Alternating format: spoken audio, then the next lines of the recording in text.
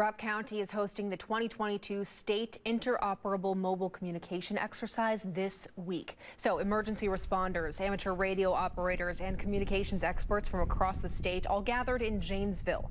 The event focuses on building communication relationships for when an emergency disaster strikes. One of the reasons we bring people together is to test not only their capabilities, but also their programming, just down to the basic level of, is your radio programmed properly, so that if we do have a large event, we know that people can communicate with each other and we have alternatives if those primary communications paths don't work.